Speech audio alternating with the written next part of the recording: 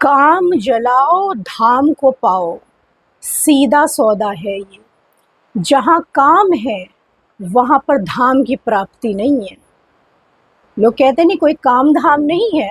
थोड़ा गैप करिए इस लफ्ज़ में और इस लफ्ज़ की गहराई को समझिए।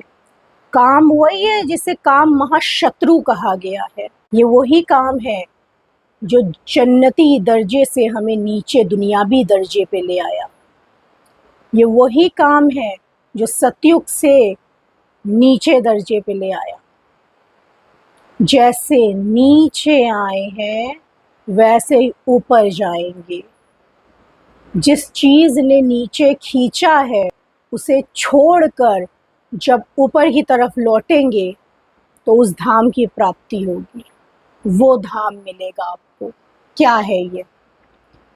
नीचे खींचने का मतलब क्या है? ज़्यादा डिटेल में ना जाके अपनी बॉडी से ही समझिए। दो चीज़ें मौजूद हैं, एक है रूह, दूसरा है जिस्म। रूह निकल गई, जिस्म जनाजा। आत्मा निकल गई, लाश बची। दोनों कंबाइंड है। ये रूह जो है ये या तो ऊपर की तरफ उनकी तरफ जाएगी या ये नीचे की तरफ खींचेगी। ये बीच में नहीं रहती है।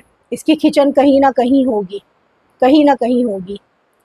अगर ये ऊपर की तरफ खींच रही है तो ये नीचे की चीज़ों को छोड़ती जाएगी। नीचे क्या है? जिस्म से जितने भी वो तरीके के काम आप कर रहे हैं जिन्हें काम महाशत्रु कहा गया है वो छूटते जाएंगे अपने आप। आपको कुछ नहीं करना है। लोग सोचते हैं भाई ऐसा कैसे, बड़ा डिफ़िकल्ट। मैंपन है आपके अंदर, आपको कुछ करना ही नहीं है। आपको कुछ नहीं करना होता है। आपको अपने मैंपन को ख़त्म करना होता है। जिसकी सीख पे चल रहे हैं उसकी डोर पकड़नी होती है और उसकी डोर पकड़ के सारी बागडोर उनके हाथ में दे देनी होती है। सब होता है, सब होता है। कोई चीज़ कोई बड़ी बात नहीं है, कोई बड़ी बात नहीं है। क्योंकि बड़ी बात तो आपके लिए है ना। वो जो सबसे बड़े से बड़े हैं, जिनके ऊपर कोई नहीं, जिनसे ज़्यादा ताकतवर कोई नहीं, उनके लिए कोई बड़ी बात नहीं है।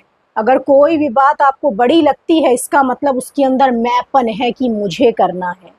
अरे जब मुझे पता है मुझे करना ही नहीं है, सब वो करेंगे, हमें बस उन्हें याद करना है, तो सारी बातें छोटी हो जाती हैं। सारी बातें छोटी हो जाती हैं। तो काम छोड़िए,